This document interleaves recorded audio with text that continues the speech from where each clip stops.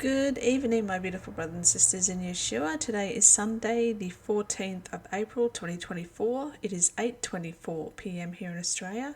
I hope you're doing very well and I hope you've been blessed. Big study tonight, brothers and sisters. We're going to continue our Let's Study Together series, and this is episode 3. Tonight we're going to be studying Genesis 3 to Genesis 10 because they just pretty much overlap each other. And I thought I'd do this video. I could be here literally for another week just finding more and more information, but if I did that, then I'd never get these videos out. So I thought I'd jump on, share the information with you tonight and give you something to think about and to research more on your own. But before we do that, brothers and sisters, I want to go over a recap of Genesis 2.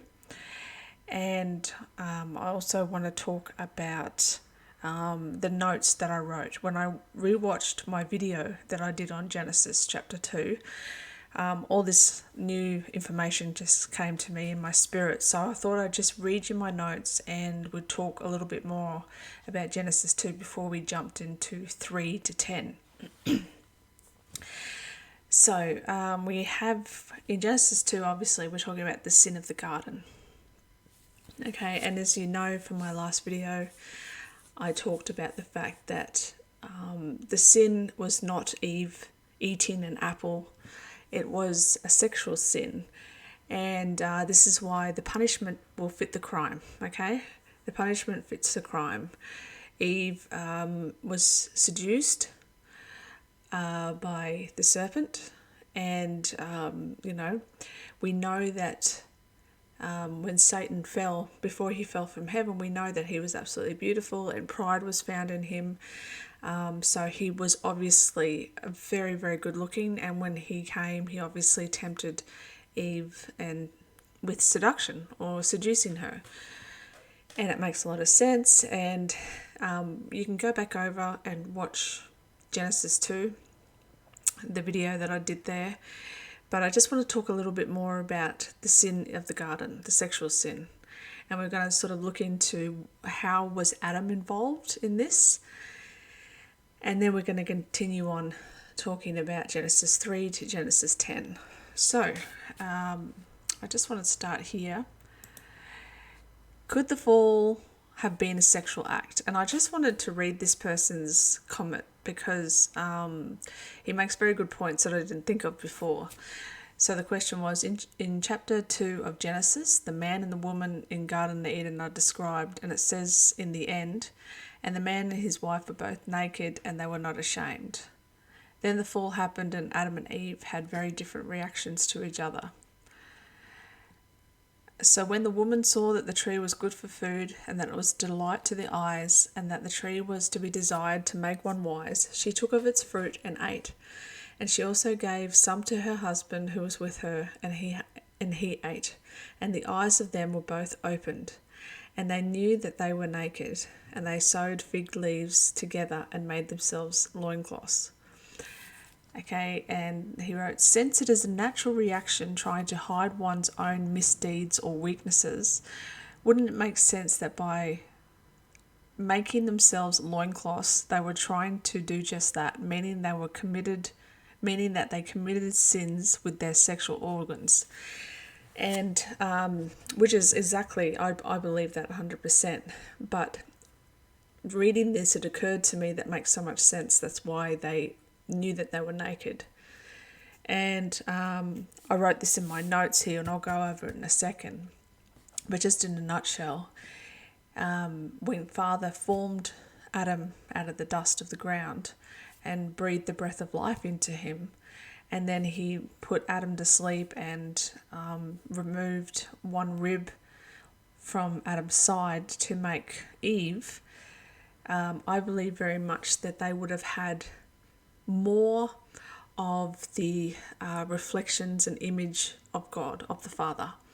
Okay, and the Father is spirit. We know this in the New Testament. Yeshua makes it very clear that Father is spirit and no man has seen God. This is why it said, that Adam heard the voice of Father walking in the garden, and he said, "Where are you?" Because Father is a spirit, right?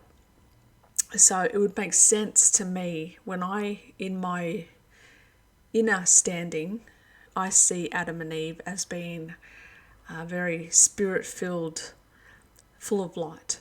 Okay, so a light would have emanated from them.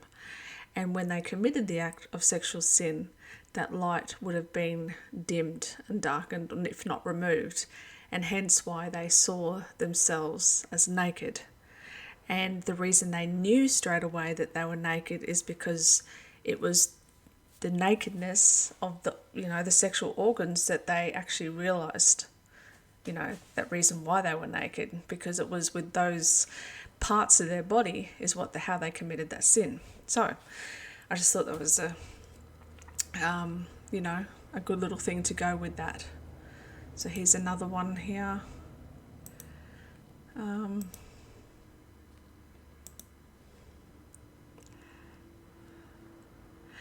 Okay, did Eve have sex with Satan? The serpent's seed's view of Genesis 3:15.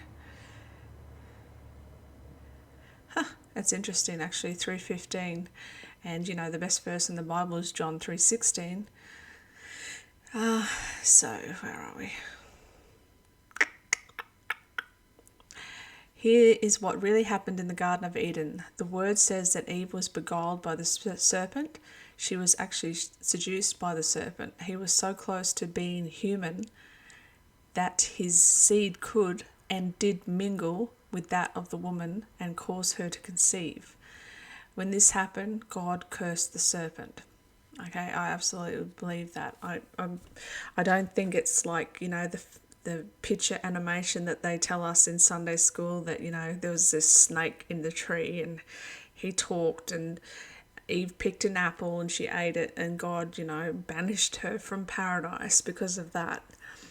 I think a lot of things is the church and the church fathers, they wanted to keep all this stuff from us because if we really knew the truth of the matter, it would make the world a lot more clearer place to understand where sin comes from, what is sin, why Father hates sexual sin so much, why he's always talking about, the worst thing towards Father is a sexual sin. And the reason that is because all other sins, right, are outward.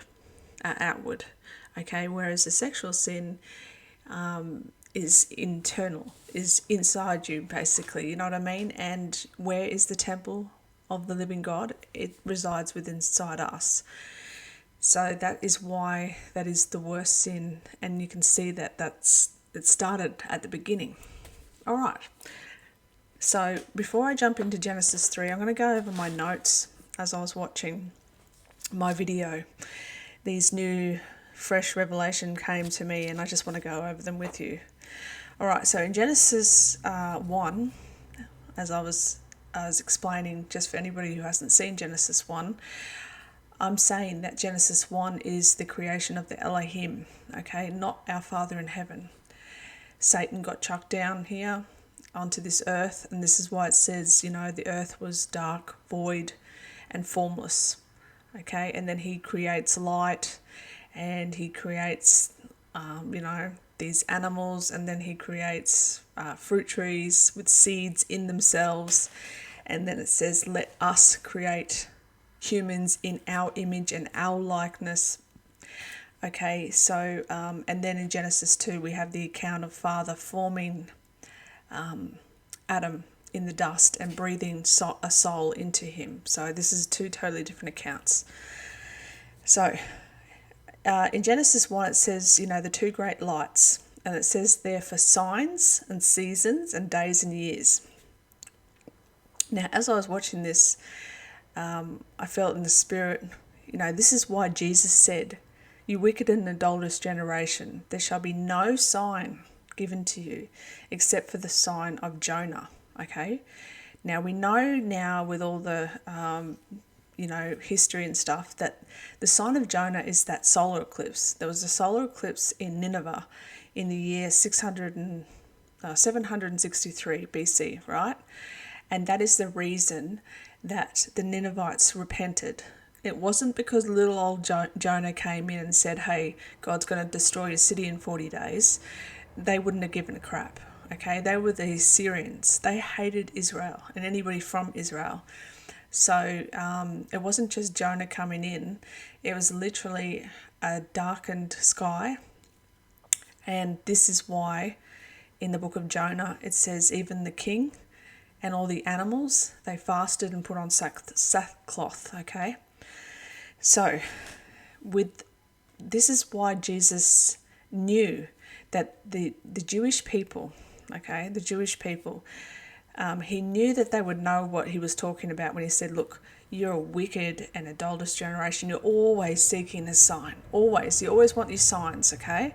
And he says there's going to be no sign except the sign of Jonah, which was a solar eclipse. Now, if we put what I was saying about Genesis 1 creation, where it says, that the Elohim created two great lights, the sun, the moon, and the stars. Or it's not actually called the sun and the moon. It was just two great lights and the stars. Okay? If you keep that in mind, that the Elohim created that light, which is a mimic of Father's light, okay? Because this is why in Revelation it said that the sun and the moon and the stars will cease to exist. They won't be needed in the new heavens and the new earth. They're not even needed now where Father is, because he just is light, okay? And this is why Yeshua Jesus Christ was the light of the world. And this is also why we, as believing Christians, we represent that light, and we're supposed to be a candle, on the hillside, shining brightly, representing our Father, okay?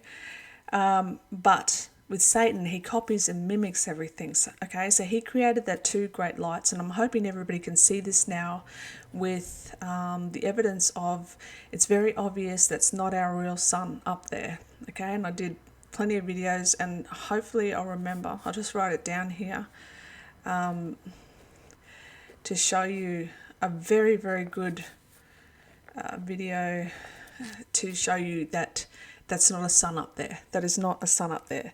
It is what the Elohim, okay, the fallen ones, what they created in Genesis 1, okay?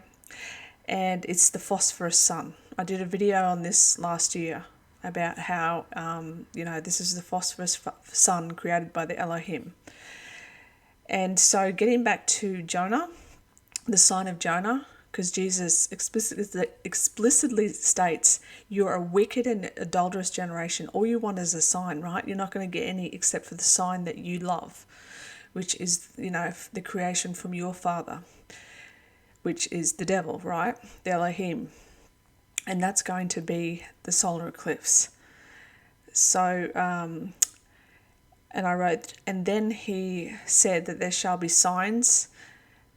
Okay, oh yes, right. And so in Luke 21, when Yeshua Jesus Christ was talking about the signs towards the end, okay, he said there's going to be signs in the sun, moon, and stars. Okay, notice that Jesus said there's going to be no sign except for the sign of Jonah, because you're such a wicked and adulterous generation. If you read and you searched for the kingdom of heaven and searched for the Father, you would have known these things. You don't need signs, okay? This is the problem too with the body of Christ today. We're forever seeking signs to give us confirmation and all this kind of stuff. We don't need this. We need faith. We need faith in the Word of God and in the promises of our Father, what He said He'd do for us. It's as simple as that. So what I'm trying to say in a nutshell, I'm sorry if I'm not making sense, but is the fact that if the Elohim created the two great lights, okay, and Father's going to have nothing to do with them when the New Jerusalem comes down to this earth, because Father's going to be tabernacling with us, and there's going to be no need for the sun, the moon, the stars, because the light of God will be with us always, okay? So what I'm trying to say is that Jesus is like, because you understand your father, the devil, a lot better than the Father in heaven, I'll give you a sign. I'll give you the sign that you will know, because you'll know from your Father, okay, which is the signs in the sun and the moon and the stars. Okay, and I wrote, because they are signs from the two great lights that Elohim created, and for his children Satan created time. Okay, notice when you watch these, what do you call them, like near-death experiences and stuff, where people go to heaven and, you know, they die for 15, 20 minutes on the operating table, and but they're in heaven, and they said, oh, it feels like hours or days went past, but they're really only dead for 15 minutes or so. That's because where Father is, our Father in heaven, there is no time. It's eternal. That time does not exist except for down here on this plane, okay? So Satan therefore created time, okay? This is why it's called Father Time. And, you know, the clock, 60 seconds, 60 minutes in an hour, all this kind of crap. Does anyone ever wonder why there's 60 minutes in an hour? Or 60 seconds in a minute,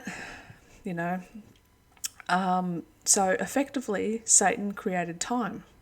Okay, this is why it says when in Genesis 1, the Elohim created the two great lights and the stars for signs and seasons. Okay, signs and seasons, and for time. So the Elohim literally created those two great lights that we know today as the sun and the moon for times and seasons, which never should have been.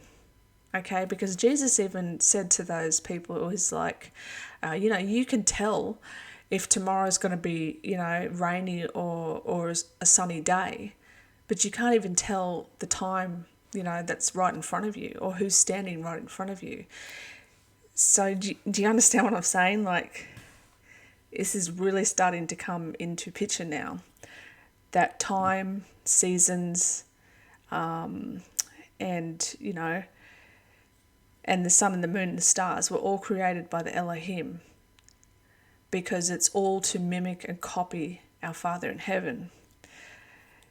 And this is why the time can be shortened. And this is why, even in Daniel, it says, he seeks to change times and laws, because it's his domain, it's his authority to do so, the evil one, okay?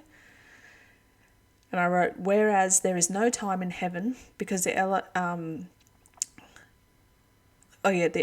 also made the stars, right? And then you read in Revelation and all that, the stars are actually angels. And hence why it says 1/3 of them fall in Revelation. So it says that Satan will take 1/3 of the angels in Revelation chapter 12. He'll cast them down to this earth. So as you can see, it's literally Elohim's creation is the sun, moon and stars. And this is why there'll be no more in the new heaven and the new earth. All right, so the next point I wrote, the evil needs darkness.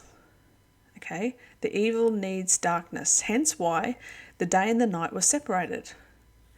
You are the children of the light, because it says Yeshua Jesus Christ says, you are the children of the light and the children of the day.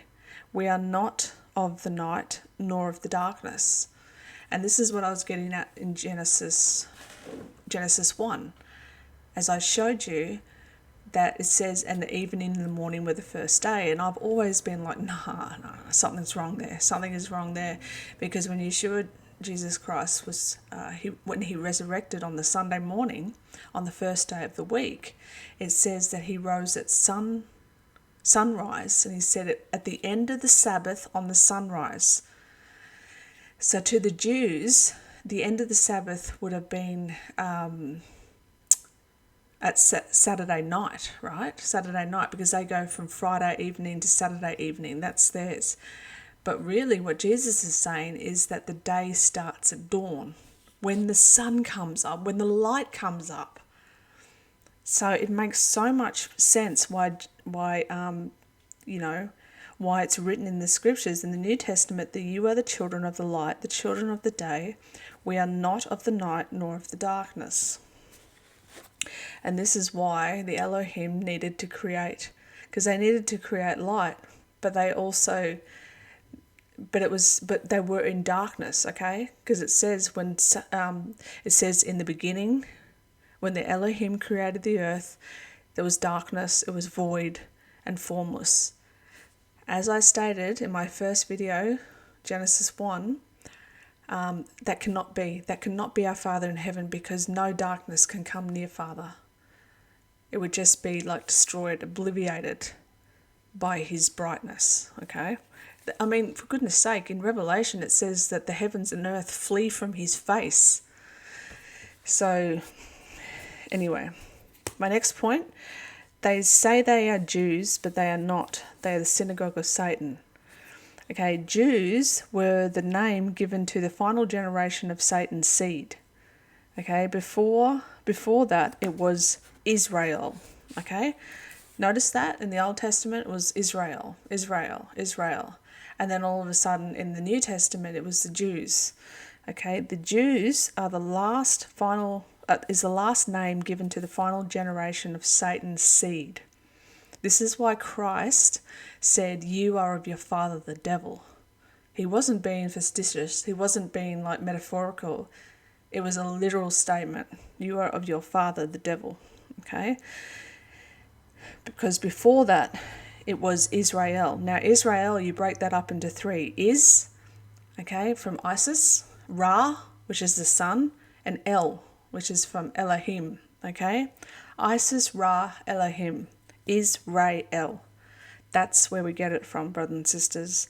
And as you can see, it's becoming more and more clear in my studies that this is why Yeshua Jesus Christ came to break the Old Covenant, the Old Testament. Okay, and this is the confusion that a lot of us brothers and sisters, oh my goodness, I'm getting Holy Spirit big time right now. Whew.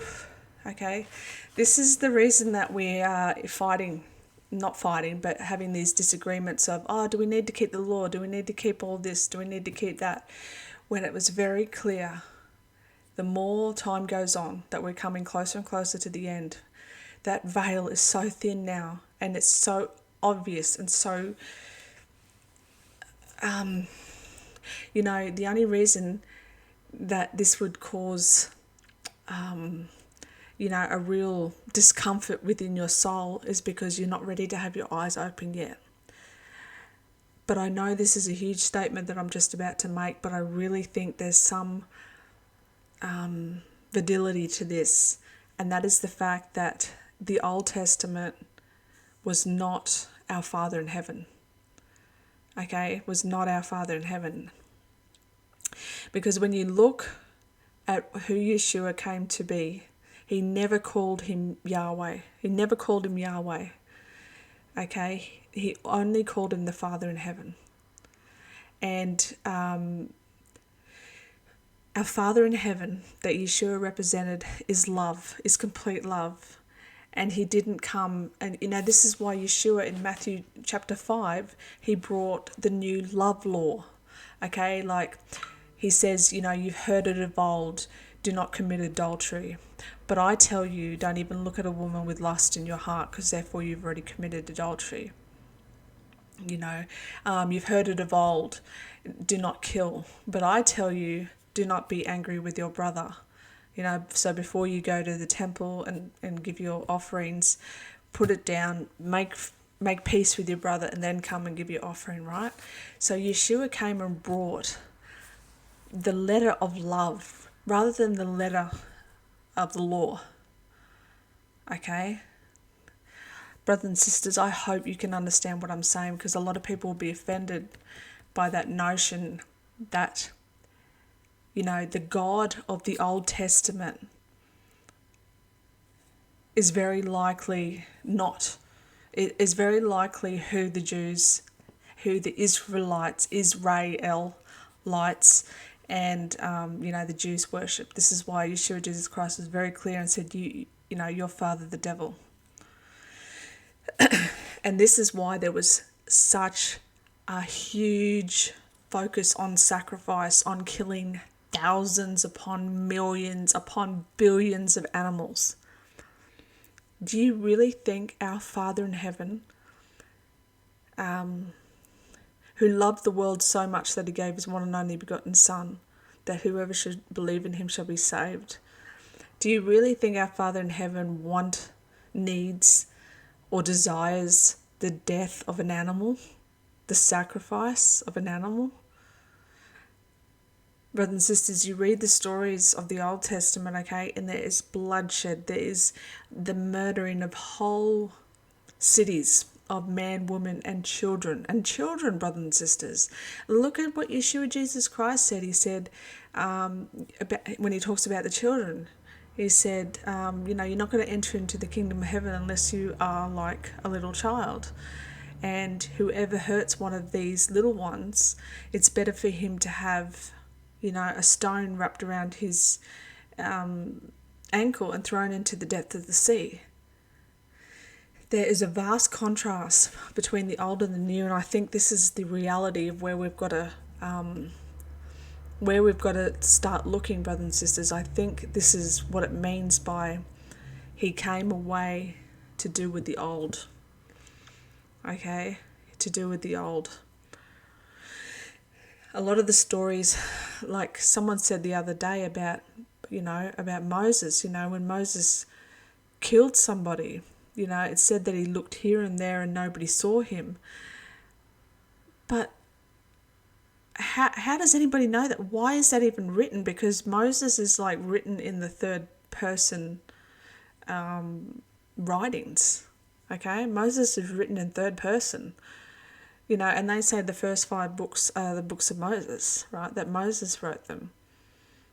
But it even goes on after Moses has died. So I question a lot of it, and basically where I'm happy with and where I'm at most peace is with the Gospels of what Yeshua Jesus Christ himself said. Okay? I think that is the most important thing, and if nobody uses any other part of the Bible, then that's fine.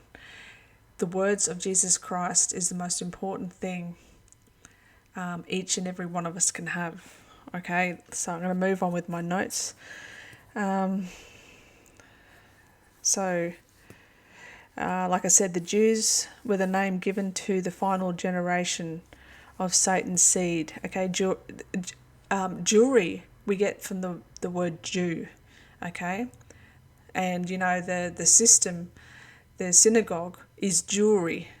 And it's also where we get the word judge and jury from. Okay, because they want to be judges and they're unfair. And when you have a look at it, the Gentiles, right? Yeshua Jesus Christ came, the gift, the promise was taken away from Israel and given to the Gentiles. And look at the Jews today. They absolutely hate the Gentiles, or us believing Christians, with a passion. The only reason that they're giving us any any leadway is because we support them, because people support Israel. That for some reason the churches have taught the masses to stand with Israel.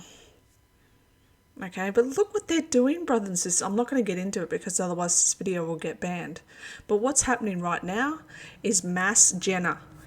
And I'm not going to continue the rest of that. And they still want to go on with their sacrifices. They are so bloodthirsty minded. And, we've got all the churches saying, stand by Israel. We've got to start questioning this stuff, brothers and sisters, okay? Okay. This is another reason there is 2 different gods. One in the Old Testament, Yahweh, Elohim, and one in the New Testament, the Father. Okay, and like I said, is Ra, El. Isis, Ra, Elohim. Why would our Father only love one group of people? That's the other thing, okay? That's the other thing. In the book of, I think it's Jubilee, I think it's in the book of Jubilee, okay? Absolutely love that book, but I've always wondered where, there's a part in there where it talks about, the Sabbath, the seventh day is holy and that, and then it goes on to say, but this is only for Israel. This is for the special people. And I'm like, I was thinking about that last night. I'm like, hang on. No. Father loves the whole world, okay? It's not just a group of people that have been so adulterous, that have been so wicked, and you can trace everything back to them, brothers and sisters. You literally can trace every crime back to them, and I'm not going to beat around the bush. Literally every crime that we have so prevalent in today's society can go right back to them. They own all the media, all the newspapers, all the Disney, all that stuff. They control the world. And we're standing with them because we're told that we should stand with Israel. Okay, why would our Father only love one group of people? The Elohim created the Israelites, and the Father created the Gentiles. That's why the Jews hate the Gentiles to this day. Enmity between the seed lines. Okay, now next note I wrote, you can eat of any tree in the garden, but of the tree of knowledge of good and evil you shall not eat of it. It was because the Elohim came down to create is the reason there had to be a tree of good and evil in the first place. A choice. Satan had to use the desires of the flesh to seduce. What did I write here? It was because the Elohim came down to create is the reason there had to be a tree of good and evil in the first place. So like I said, if you look in Genesis 1, okay, you see there's a creation of fruit trees, all seeds within itself, okay? But then and no mention of the tree of good and evil, okay?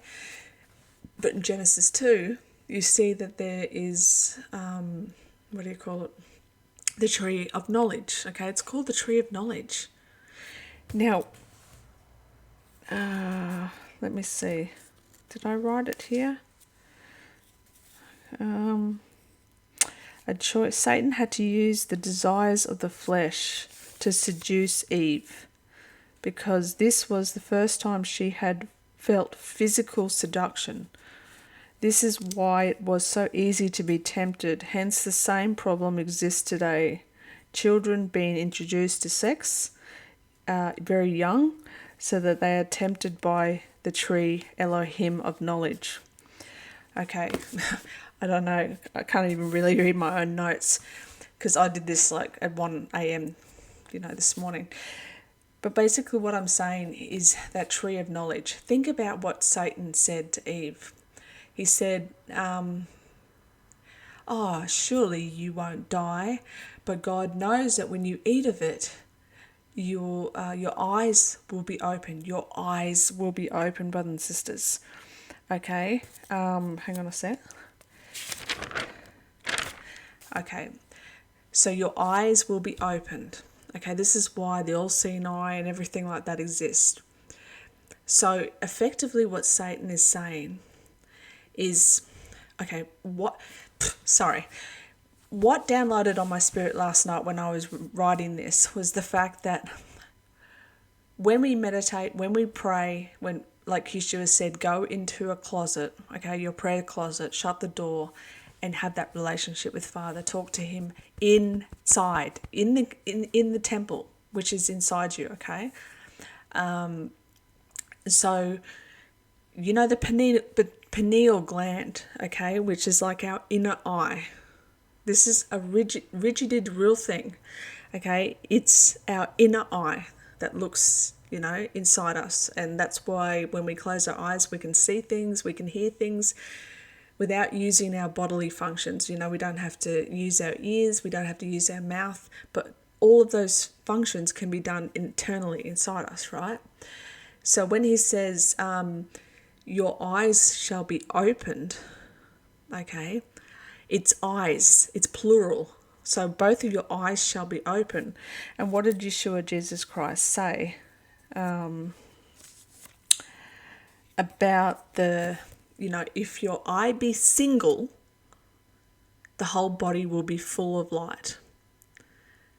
Brothers and sisters, like, my mind was blown last night. Like, I just love Father so much. This is why Yeshua Jesus Christ said, if your eye be single, your whole body is full of light.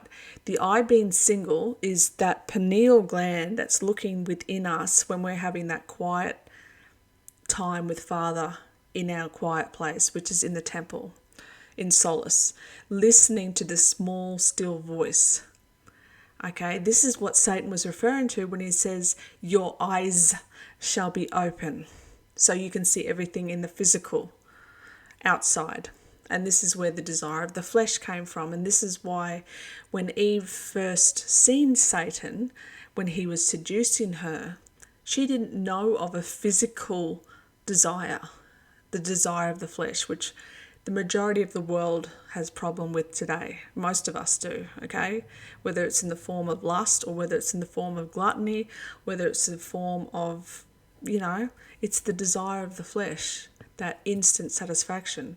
So when Satan was seducing Eve, he would have physically been doing something to her, and she would have been overcome because she had never experienced anything like this.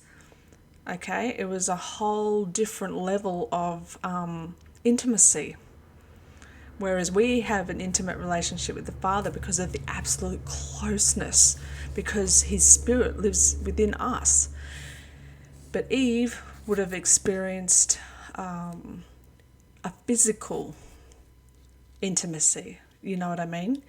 And so this is when, Satan, he effectively told her the truth. Your eyes will be opened and you'll be like gods and you'll know everything, good and evil, okay?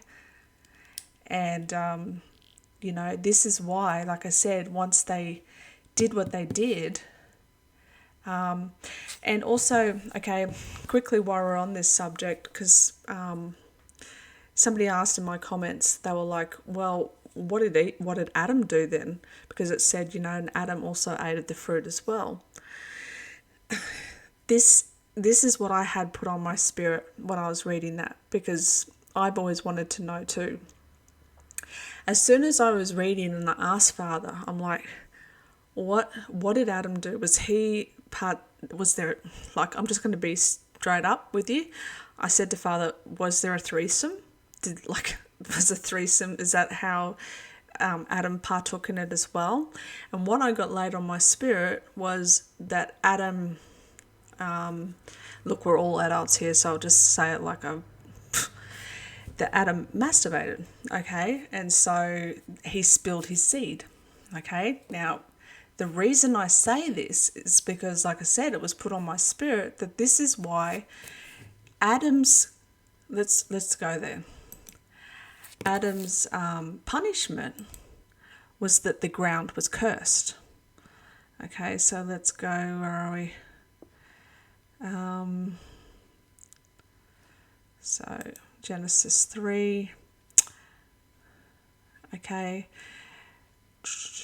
So, and when the woman saw the tree was good for food, that it was pleasant to the eye, and the tree desired to make one wise, she took the fruit thereof and did eat, and gave also to her husband with her, and he did eat. And both of their eyes were opened. They knew they were naked, and they sewed fig leaves together and made themselves aprons. Okay, this whole aprons thing too, just while we're here, that is, the, what do you call it? Gmail. Gmail, the symbol, that M for the Gmail, that is a representation of a Masonic apron. They still wear it to this day. It represents when their eyes were opened in the garden. And what's it covering? Their genitals, okay? So Where is it? Where does God curse the ground?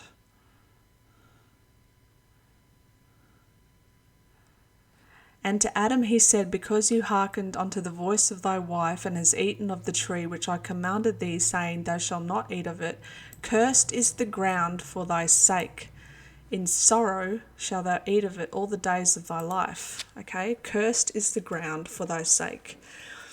Now, what's even more interesting, as you can see this, and you understand what I said about Satan literally having sex with Satan, okay, when they had that communion with each other, she fell pregnant to Cain.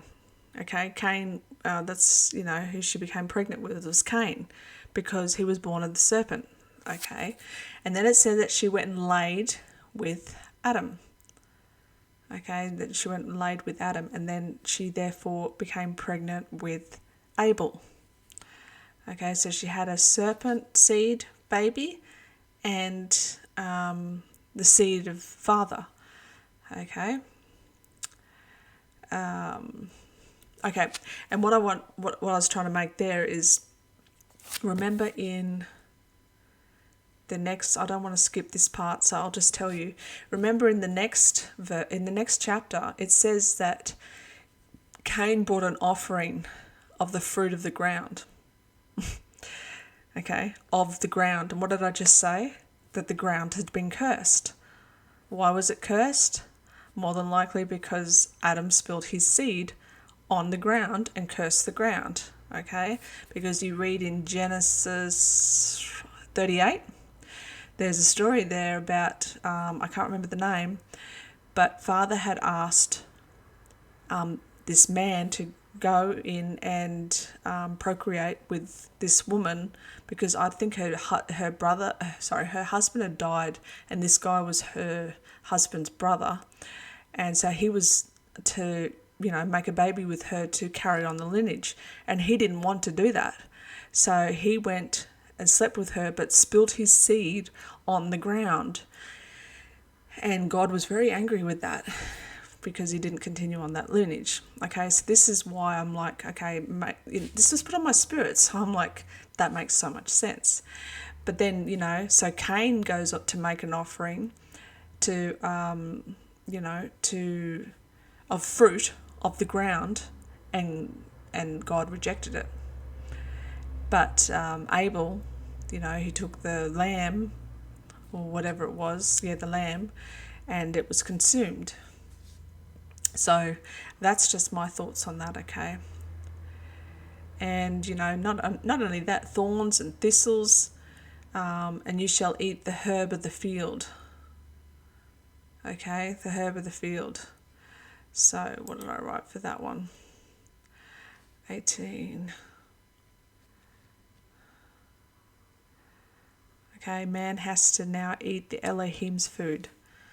Okay, man has to now eat the Elohim's food, which is herbs, and wheat, which is bread. Okay, so because when you go back to Genesis 2, the only things that Father created was, let's go back there quickly.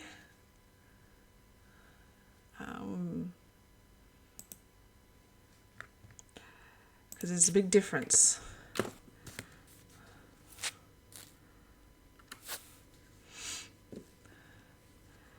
Okay, so, like in Genesis 1, he creates fruit trees and herbs of the field, and that's for the humans, and that's for the animals to eat, right? But Father created man from the dust of the ground and breathed life into him and became a living soul.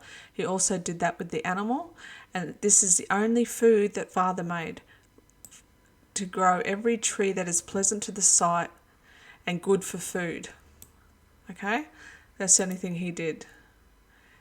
Okay, whereas in the first chapter he made all these different things, and then also too, in the first chapter where the Elohim created, he created the great sea monsters, he created the crawling things on the ground, he created the birds that fly in heaven, you know, all these different animals and the fish, and he filled the sea, okay? That's the other thing. That's another thing that's going to be done away with in Revelation, is there's going to be no more sea, okay? You know, and the Elohim created all these things, all the fish and the big whales of the sea and everything like this.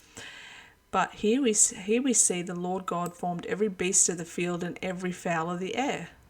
And that's it. Okay, and he brought them all to Adam to see what he would call them. That's it. The beasts of the field and every fowl of the air. So, anyway, getting back to this. Okay, now my next thing. Unto Adam also and his wife did the Lord God make coats of skin and clothe them. Now, in the Sunday school lessons, we see that that was a sacrifice of a lamb, right? He had to kill the animal to give him coats of animal skins. Where does it ever say that? Brothers and sisters, where does it ever say that? This goes along with the fact of, like I said, there was the sexual sin.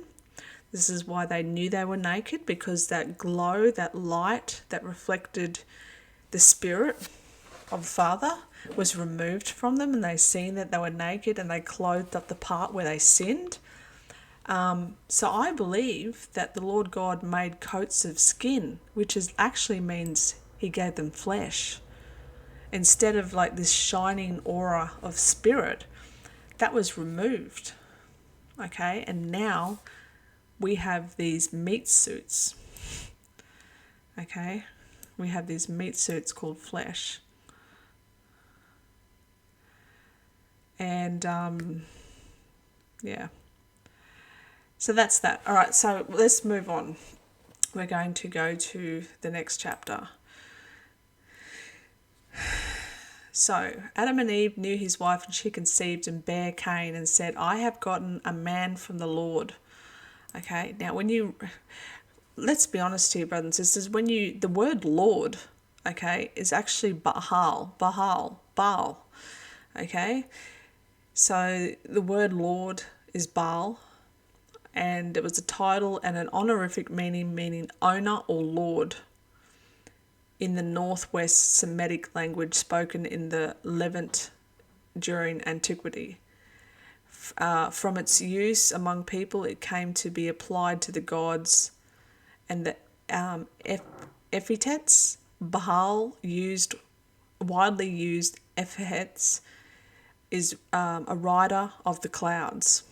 Okay, these are related to Zeus's gathering of the clouds and Yahweh's riders of the heaven. So this is what I mean. You know, we just don't know. Yahweh was never mentioned in the New Testament. Yeshua Jesus Christ never called him Yahweh, the Father in heaven. And just a little note here that I wrote. In Genesis 1 it said, that the fish and all that were told to replenish the earth. How can you replenish something when it was never plenished to begin with? To replenish something means that something had to be there before. You know what I mean? So that's another thing in itself. If something is going to be replenishing the earth, it means that there had to be something before. Now, this is what I mean. Adam knew his wife Eve, and she conceived and bore Cain, and said, I have gotten a man from the Lord, Baal. Okay, and again. So this means there was like a twins delivery. Okay, she just conceived him, and then she'd given birth to him, and now she gives birth to Abel. Okay, so I'm not going to take too much time in this because, like I said, I want to get to Genesis 10. So we're just going to go through this, right?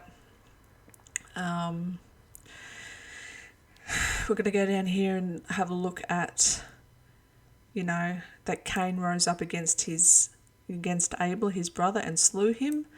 Again, this gives another huge confirmation, brothers and sisters, that Cain was of the serpent seed. Okay, it's very obvious he was of the serpent seed. This is why Jesus also said, you are from your father the devil, and he was a murderer from the beginning. Okay, who's a murderer? Cain.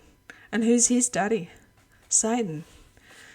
Okay, it makes a lot of sense when you really put the Old and the New Testament together, and it really confirms what I'm trying to say here. And, it says here, and from the earth which had, where is Abel your brother? And he said, I don't know. Am I my brother's keeper? He said, what have you done? The voice of your brother's blood crieth unto me from the ground. And this is in the book of Revelation. Okay, it says that the souls under the altar cry out and say, how long, O Lord, holy and true, do you not judge and avenge, those who slain us? And this is also why when Jesus Christ was brought before Pontius Pilate, the Jews were yelling out, crucify him, crucify him. And Pontius Pilate was like, this man has, what do you want to kill him for? This man has done nothing wrong. And eventually, after doing that over and over again, he washed his hands and said, I wash my hands of this man's blood. And the Jews are like, let his blood be on us and our children. That is just the most horrendous thing ever. And then Jesus told him before this all happened, he said, the blood of all the prophets from Abel to Zechariah shall be on you. From Abel, right? Because Satan, anyway. Zechariah is originally the last book in the Old Testament, okay? I don't know why we have Malachi in ours, but Zechariah is the last book in the Old Testament. And notice that Zechariah is the name of John's dad, John the Baptist's dad, okay? And I'm like, oh man, this is just, we've been lied to so much. We've been lied to so much. And this is why they moved that book back, because they didn't want us to make the connection that the Zechariah of the Old Testament is actually John's father. Okay? So, anyway. And this is why it says in the Old Testament that, the prophet Elias must come first, and he is one who cries in the wilderness, and he will make way. He'll make way for he's a messenger who makes way for the Lord or whatever. I can't remember what the exact one is. But this is in Zechariah, okay? Because it was from Zechariah's bloodline, John, his child, is where that messenger came from. So that's very interesting. And then here it says, and now art thou cursed from the earth, which had opened her mouth to receive thy brother's blood from thy hand. Isn't it funny in Revelation chapter 12, it says, that Satan will put a flood on the earth, and it says the earth helped the woman and opened up her mouth and swallowed the flood. So,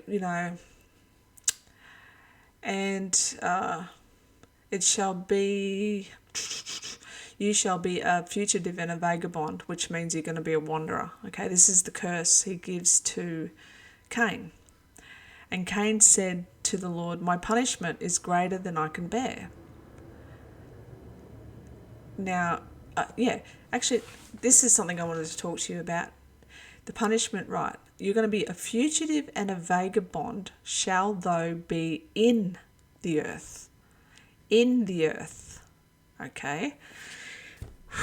This is really, really wild, brothers and sisters, because I'm like, in the earth?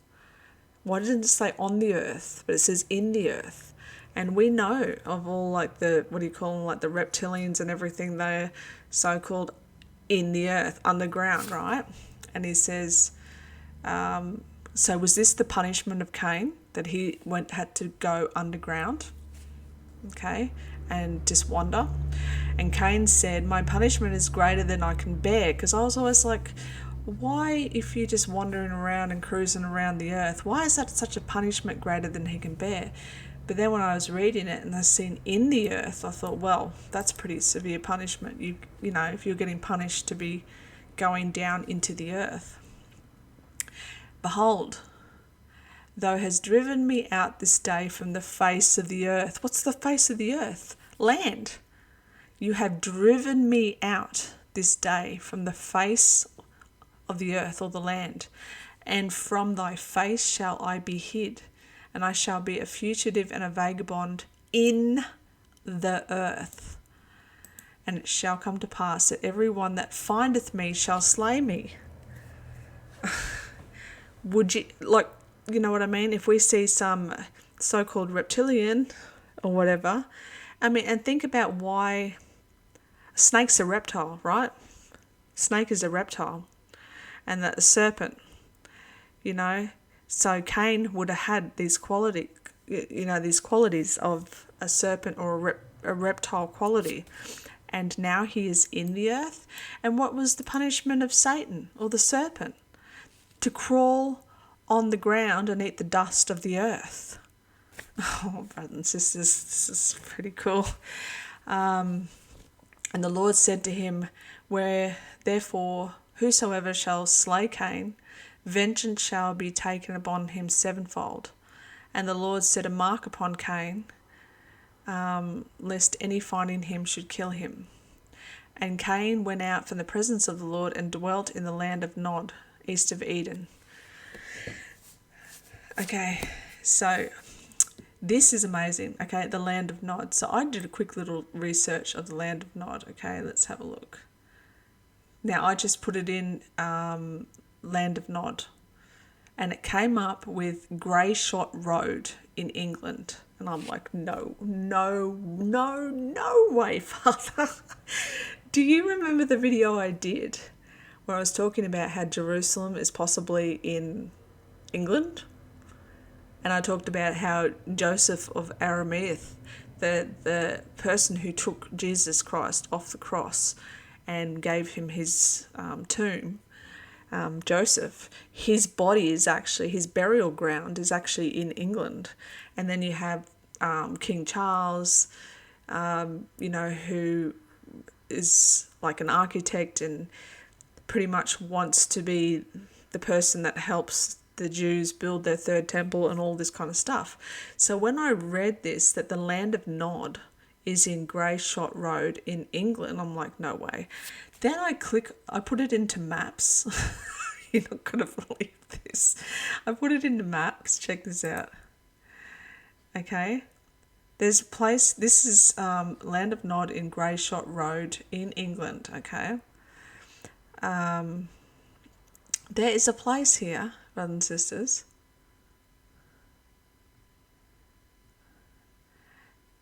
This is called Cain Manor, okay?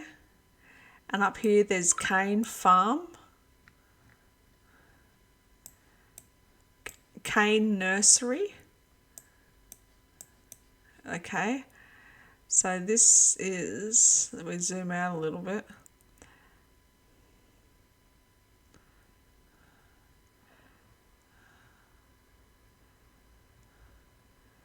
So Guildford, Aldershot, there's London there. I mean, come on, brothers and sisters. And the place, look, let's just go and do a search, and I'll show you. They have this picture here.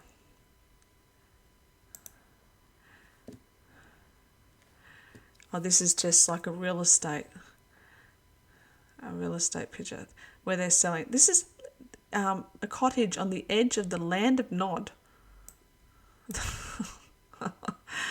Okay, and yeah. So anyway, I just had to show you that because I was like, no way.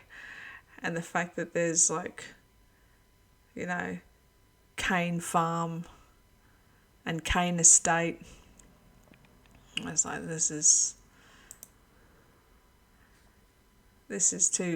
too amazing not to show you. So anyway, let's get on to, what are we on? Genesis 4. Okay, so Cain went out from the presence of the Lord and dwelt in the land of Nod. And Cain knew his wife. Okay, well, Cain all of a sudden has a wife. Where did she come from? I wonder. Maybe from the creation of the Elohim?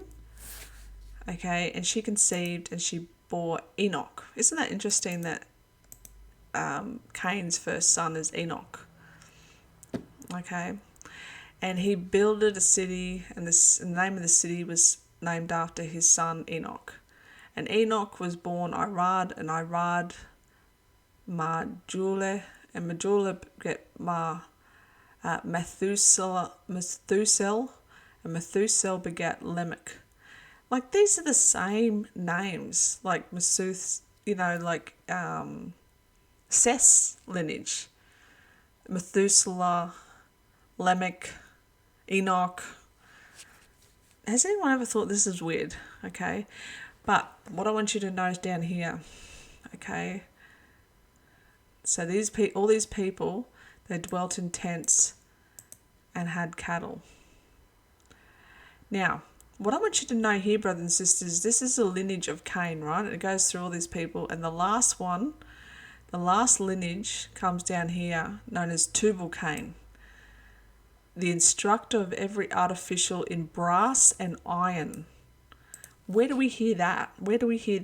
In the book of Enoch, when the fallen angels came down, it said that not only did they go and have sex with the daughters of men, once they couldn't do that anymore, they went to the animals, and then they also taught men and women the art of war, and how to use and how to make weaponry. So, brass and iron, all this kind of stuff. How to make makeup, witch spells using roots and making pharmakia. Okay, this is what they came down. This is the knowledge of good and evil. This is the knowledge that humans should have never ever had. And notice here, the last lineage is a woman. Isn't that interesting? In all the Old Testament, in the in the lineages, you never ever hear of a woman. But here we have a woman, and her name is Naamah. Naamah, brothers and sisters, is the wife of Noah. This is how there were giants in those days and afterwards, because Noah's wife was Naamah. Okay, that's incredible. And that's the lineage of the Nephilim. Okay, that's why the Nephilim were afterwards, because she came on the boat with Noah. And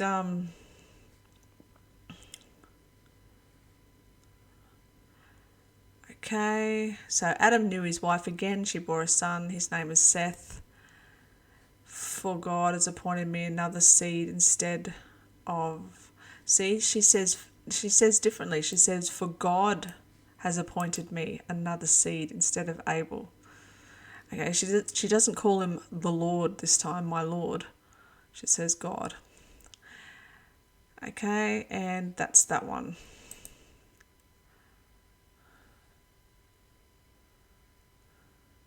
And I just wonder here, I just saw something, the very last verse.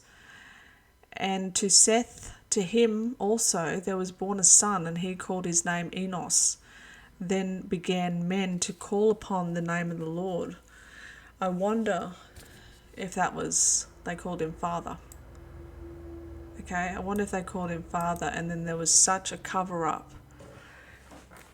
And this is probably exactly why Yeshua said, call no man on earth your father, because there's one in heaven who is your Father.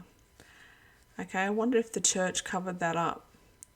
That it wasn't Yahweh, it wasn't Elohim, it wasn't Adonai. It was the Father in heaven, the one who knitted us in our mother's womb, and who wrote us in the books of life from the foundations of this world. Have you ever wondered why we were written in the book of life on the foundations of this world? Like before this all even started, we were written in there, our names were written in there. Because like I said, brothers and sisters, this experience that we're doing right now on earth is because we were in heaven with our Father beforehand. And Satan stuffed it all up for us. He started whispering sweet nothings into our ear and telling us that he can do it better. And because Father is just and merciful and good, he had to let us have the choice so that we could see for ourselves that evil is not the way, that knowing good and evil is not the best thing, that we had a much better place where we came from, and that's why our names were written there. The victory's already been won. The story's already been told. We've just got to live this out. And we've got to make the choice, What's more worth it? Seeking the kingdom of heaven and finding home, or desiring the flesh and letting, that part of us overcome us. So next one, Genesis 5. This is the book of the generation of Adam. In the day that God created man, in the likeness of God made he him. Okay, this is talking about Adam, how long he lived. I haven't read this one, but we'll just quickly skim through it. It's telling everybody how long they lived. Okay, notice this too. Okay, it talks about Lamech was 777 years old, and Noah was 500 years old, and Noah begat Shem, Ham, and Japhet. Okay? That's the first mention of Noah is just that he's 500 years old and he had 3 kids. Okay? Doesn't mention his wife because his wife is Nima. Okay? And now it goes into the next bit. And it came to pass when man multiplied on the face of the earth and daughters were born unto them, that the sons of God saw the daughters of men that they were fair, and they took them wives of all which they chose. And the Lord said, My spirit shall not always strive with man, for that he is also flesh. See, now he's flesh. Yet his days shall be 120 years. There were giants in those days and also after that. The sons of God came into the daughters of men, and they bore children. The same became mighty men, which is what we now know as Nephilim and the reptilians. And God saw the wickedness of man was great on the earth, and that every imagination and thought of his heart was only evil continually. And it repented the Lord that he had made man on the earth, and it grieved him at his heart. And the Lord said, I will destroy man whom I've created from the face of the earth, both man and beast and the creeping thing, the fowls of the air, for it repented me that I have made them. But Noah found grace in the eyes of the Lord. This is very important, this next one. These are the generations of Noah. Noah was a just man and perfect in his generation. Do you know why Noah was perfect, brothers and sisters? You just hear in the previous chapters, he's 500 years old and he had 3 kids. You don't hear about his life. Why would he be called perfect? Because he was literally the only human formed in God's... he's literally the only human being, proper human being, with the breath of the living soul in him left. This is why there had to be a flood. Okay, it wasn't just because people were bad and people were naughty. It was because there was nothing left other than Noah, who was the only genetically God-formed man left. Okay, so Noah begat 3 sons, Shem, Ham, and Japhet, and the earth also was corrupted. The earth was filled with violence. And he looked upon the earth, and behold, it was corrupt, and all flesh had corrupted his ways upon the earth. All flesh, brothers and sisters, except for Noah. And God said to Noah, the end of all flesh is come before me, for the earth is filled with violence through them, and behold, I will destroy them with the earth. He had to destroy them, brothers and sisters. He had to. Could you imagine if he just let that go? Then he tells Noah to make the ark, and he's going to bring flood waters upon the earth and destroy all flesh, wherein there's the breath of life from under the heaven, and everything that is in earth shall die. But with you I will establish my covenant, and thou shalt come into the ark, thou, thy sons, and thy wife, and their sons' wives with thee. Okay, and then we're going to the next one, chapter 7. Come into the ark, for I have seen righteousness before me in this generation. Okay, he's the only one righteous. And because his family is with him, they're covered. This is why Yeshua Jesus Christ talks about, if one person has this real solid faith in the household, everybody else seems to be covered, which is a really beautiful thing by that person's faith. So we've got, the animals. I will cause it to rain upon the earth 40 days and 40 nights. Okay, see here it says for yet 7 days. I'm glad I read that because it reminds me of something. In the book of Jubilees or Yasha, okay, it talks about, because you know how Enoch was Noah's grandfather, okay? Lamech was Noah's dad, and Lamech was Enoch's son, okay? So Enoch was Noah's granddad. So apparently it's written in one of those books that 7 days before the flood, exactly where we read here, God had given an earthquake, a worldwide earthquake, okay, over the whole land. And it said that it freaked Noah right out, and he ran up to Enoch and he's like, freaking out. And Enoch comes out and he's like, what's wrong, Noah? And he said, what's wrong with the earth? It's tilted. It's tilted. So there you go, brothers and sisters. Prior to the flood, there was no rain before the flood, right? Because the mist came up and watered the whole earth. So there's no rain, and this is why people are like, you're crazy, man. You're building a boat and there's not even any, there's not even any rivers nearby or anything like this. And, why are you building it out in the middle of nowhere? And what are you talking about? It's going to rain and flood. How can that be? There's been no rain. There's no such thing as rain. But it says that Noah freaked out, ran up to his granddad Enoch and said, the earth is tilted. So not only did it not rain before the flood, it was a perfect, complete, a perfect temperature. It was like a tropical temperature over the whole world.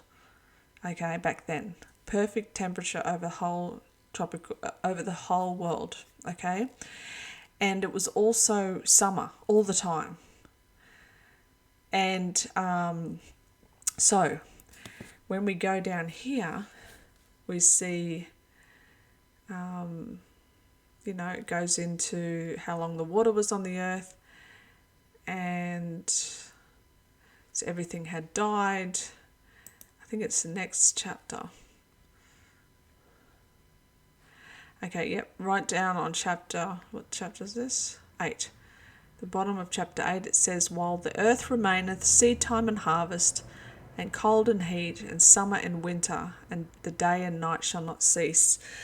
So this is what I'm trying to say. Prior to the flood, brothers and sisters, prior to that earthquake, 7 days before as a warning, and still no one listened, the earth was completely flat, okay, completely, with one tropical climate. There was no summer, there was no winter, there was no cold or heat, okay? But when that earthquake came, the earth tilted slightly, and I think this is where, the globe model and everything like this will show you that we're on an axis, right? This is really what it's really about. So it tilted slightly, which is what we would call today as a pole shift. And now we have seasons, summer and winter. You even look at today's in the Jewish culture. They only have 2 seasons, summer and winter. Okay? And the day and the night shall not cease. See, I always believed too. I remember doing a study last year or the year before about how not only was it a complete summer tropical temperature the whole time, but it was also day. Nobody slept. Okay, nobody had the need to sleep, and this is why people lived to like 900 years old. All right, but now with this tilting, because of this worldwide earthquake, we've got summer and winter and day and night. This is a big change, and now people started to. Because what is sleep? What is sleep, brothers and sisters? It's effectively you're in a death mode. Okay, you're in a death mode for half the time. That's what they call it. I forget the technical name for sleeping, but it's like, you know what I'm talking about. Somebody put it maybe in the comments. But when you sleep, it's called something. It's scientific. It's scientific, and it's like it references death. That's what's happening while you're asleep because you're unconscious, right? But yeah, let's continue on. So, okay, so God blessed Noah and his sons, told them to be fruitful, multiply, and replenish the earth. So again, we see replenish. Okay, now we can understand why it says replenish, because there was an earth before, it got flooded, now it has to be replenished. So why was this written in Genesis 1? Okay, why was the earth having to be replenished in Genesis 1? And now it says, and the fear of you and the dread of you shall be upon every beast of the earth. Now, I haven't read this, but straight away, as soon as I just read that then, straight away was put on my spirit the reason why it says the fear of you and the dread of you shall be put upon every beast is because that's what was happening, brothers and sisters, in the days before the flood, is those Nephilim, those reptilians, because they couldn't get into the sons of the daughters of man anymore. They were going into the beasts of the earth. So what does that equal? Bestiality, all that kind of stuff. So now Father has made the animals scared of us.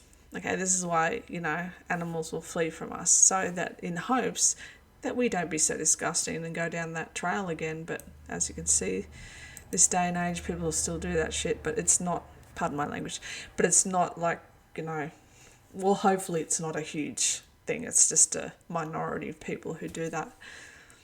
And I would say it's from the Nephilim bloodline. Those people do that.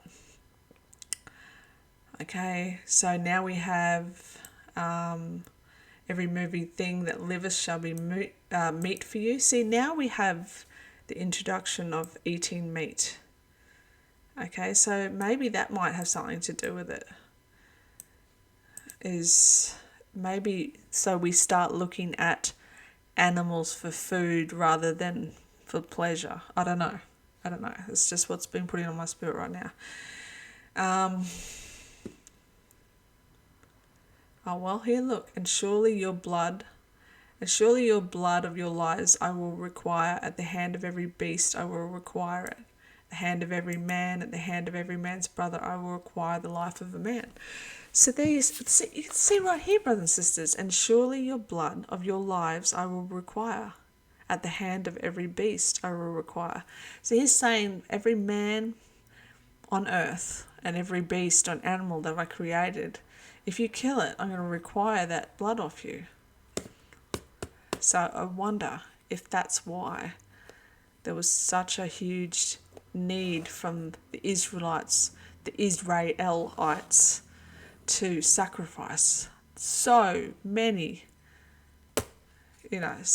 beasts of the earth.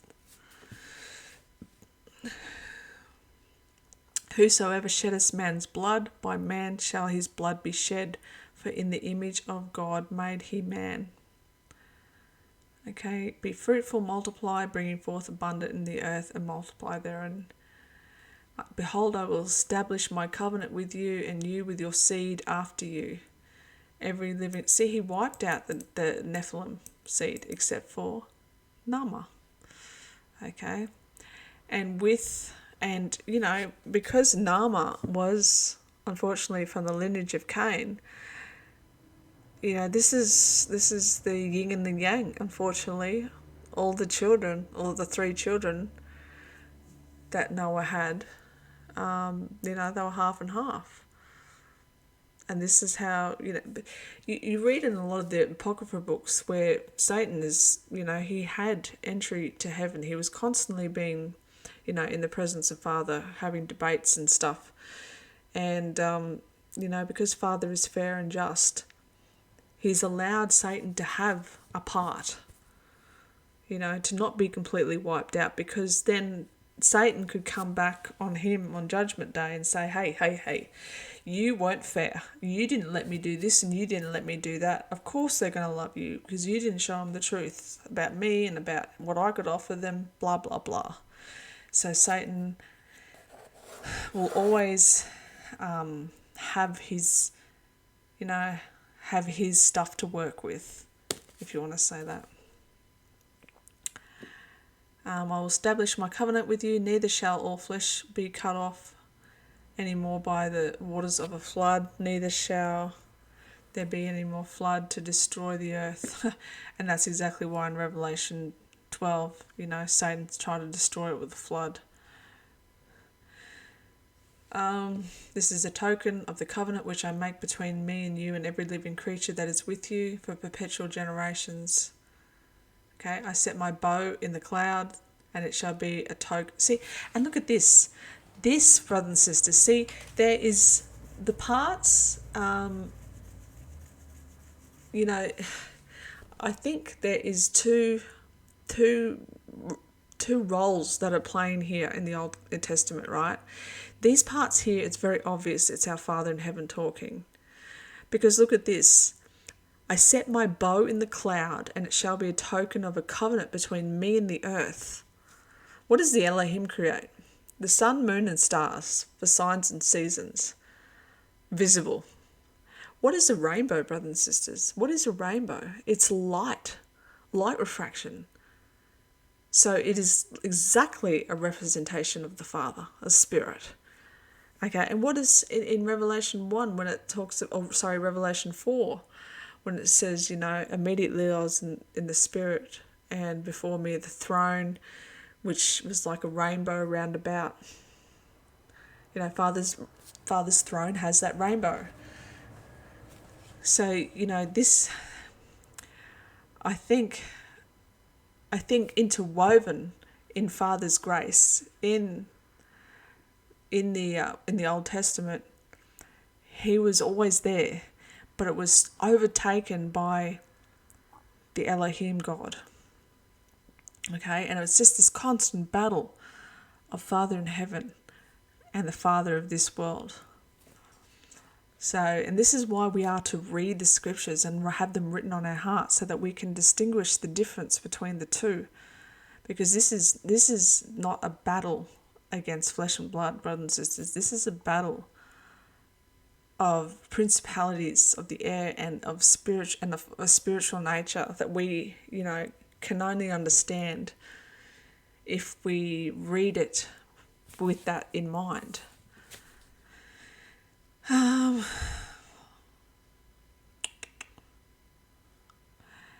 these are the three sons of Noah, of them which were the whole earth was overspread. And Noah began to be a husbandman, and he planted a vineyard, and he drank the wine and was drunken, and he was uncovered in his tent. And Ham, the father of Cain, saw the nakedness of his father and told his two brethren without. Now, notice it says, and Ham, the father of Canaan. Canaan wasn't even born yet, brothers and sisters. He begat him down here somewhere. Okay, so get this, brothers and sisters. I just told you that Naamah, okay, in the lineage of Cain, was Noah's wife. Okay, Ham was their middle child, Noah and Naamah's middle child. And this particular thing here, a lot of, church people, ministers, whatever, they're very vague about what this means. But I'll tell you what it means, brothers and sisters. Okay, Ham, I'll be straight up honest with you. Ham slept with Naamah. Okay? This another sexual sin, and it's because of their serpent bloodline. Okay? They can't help themselves. The same reason why Cain got so angry and slew his brother, got a rock and hit his brother over the head and killed him, and then tried to play it off like, I don't know where he is. No remorse. Okay, no remorse. Ham slept with Naamah, brothers and sisters. Okay, because his father got so drunk, and this is what happened, and this is why this is what the curse was. Again, the curse or the punishment has to fit the crime. Okay, so Noah woke up from his wine, so he was blotto, drunk, and he knew what his youngest son had done to him, unto him. Okay, not to him, unto him. And he said, "Cursed be Canaan, a servant of servants shall he be unto his brethren." Okay, cursed be Canaan. And you may think, how on earth could you say that? What happened to Lot? What happened to Lot? What did his daughters do to him, brothers and sisters? They got him drunk and slept with him. So don't tell me that this can't happen. Incest is why incest was one of the ordinances, right? And written in the, one out of the 613 commandments is because people needed to be told this, because they were always majority part of the Nephilim, of the seed of Satan. Okay, so Ham slept with his mum. Okay, and this is why the child that was born out of that, Canaan was born to Naamah, right, and he was cursed. He was cursed. And guess whose lineage?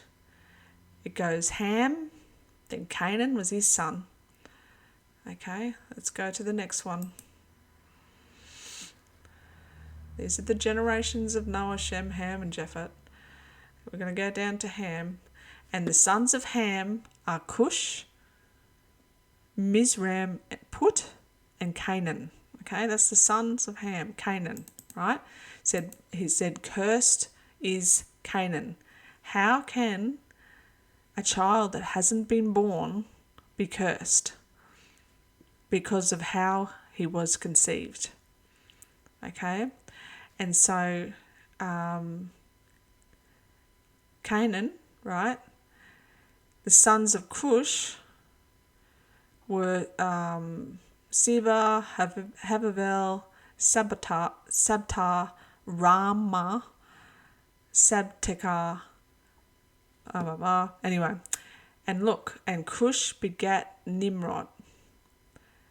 And he began to be mighty one on the earth. So in the lineage of Ham, when he slept with his mum, Nimrod came out of that. So Nimrod was like his grandson. Okay? And here we go with the Tower of Babel. It didn't take long, did it? It didn't take long for that serpent seed to come out and with its forked tongue and its ugly head. And so this is the Tower of Babel now. Okay, it won't be too much longer, brothers and sisters. I just wanted to talk to you about the Tower of Babel, okay, because I did a video on it. And all connections to do with, what Satan is doing this day and age. This is the plan of Satan this day and age. The very final plan is the Tower of Babel 2.0. Okay, their final and ultimate plan is to enter into the kingdom of heaven. And how they plan on doing that is in Revelation 20.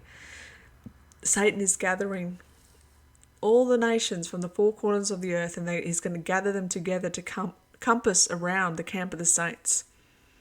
Okay, his intention is to enter into heaven just like he did with the Tower of Babel. Now, when you read, and you really read and research into the Tower of Babel, there's a lot of evidence there that it was built as the top of it was built as a platform, like a, let's just say it, like what it is, an alien craft landing and takeoff platform, okay? Because remember when I talked about this Tower of Babel 2.0, I told you in the book of Yasha, it says that from the down at the bottom, when they took one brick, it took them a whole year, brothers and sisters, to walk up to the top to give that brick to keep building it. A whole year. Can you imagine how, like, if you were to walk a whole year, how long, this is uncomprehendable. Uncomprehendable as to, you know what I mean? Uncomprehendable as to how big and how tall this actual thing was. It doesn't even make sense.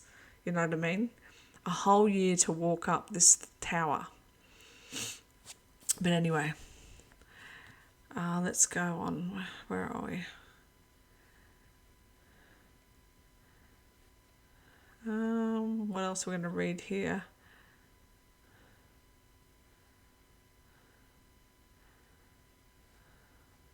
That's just the generations of Noah. Okay, generations 11. All right, here's the story.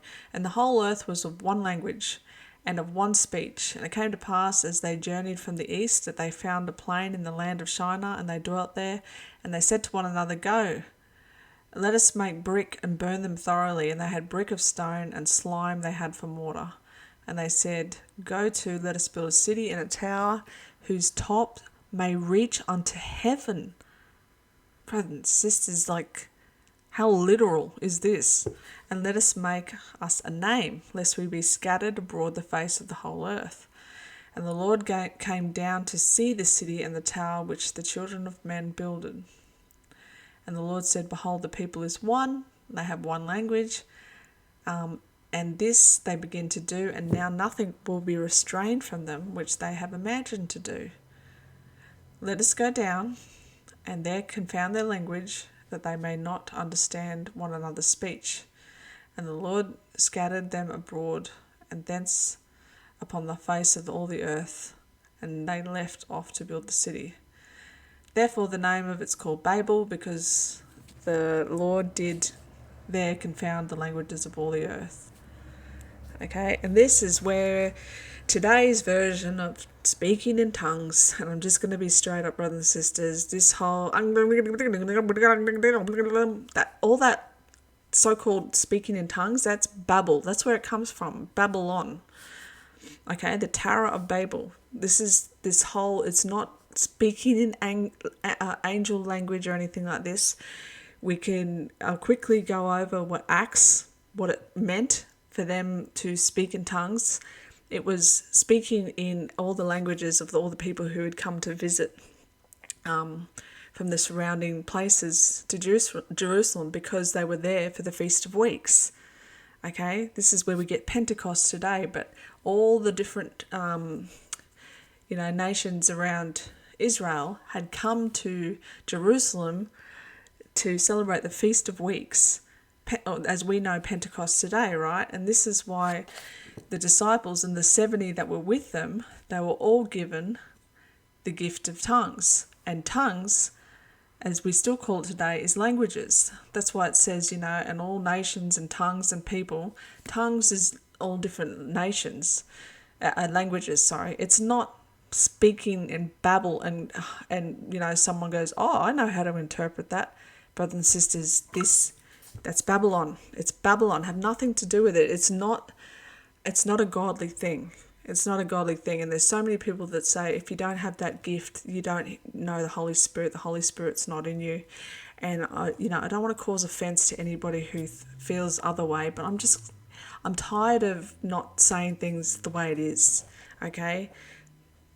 The whole babbling and saying things that nobody can understand is not of the Father. Okay? It's not of the Father.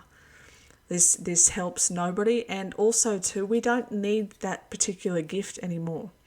We have translations. We have people, I can call someone on the phone over in Japan and whatever and have a translator. A lot of businesses you'll ring up and they say, do you require a translator? And someone can speak for you and interpret what you're saying. It's not speaking gibberish or babbling. Anyway, let's get back onto this. Okay, so what I wanted to talk to you a little bit more and go a little bit more into the depth of the Tower of Babel, and then we're going to finish up. Okay, so the Book of Jubilees here. Is this the Book of Jubilee? Yep. I want to read from the Book of Jubilees account and the Book of Yasha's account of the Tower of Babel.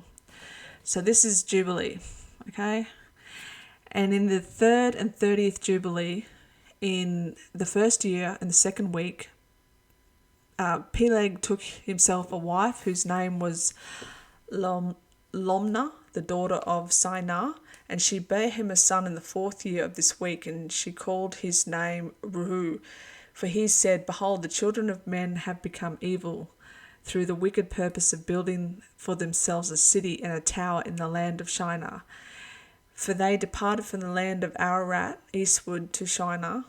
For in the days they built the city and the tower, saying, Go to, let us ascend thereby unto heaven. And they began to build, and in the 4th week they made brick with fire, and the bricks served them for stone, and the clay with which they cemented them together was asphalt, which cometh out of the sea, again with the sea, and out of the foundations of the water in the land of Shinar. And they built it 43 years. They were building it. 43 years. Now, when I read that, I'm like, didn't the temple in Jerusalem take 43 years to build? And it does say here that it took 46 years to build, but pretty close, pretty close. Okay. And it was... its breadth was 203 bricks. The height of a brick was the third of one. Its height amounted to 5,433 cubits and 2 palms.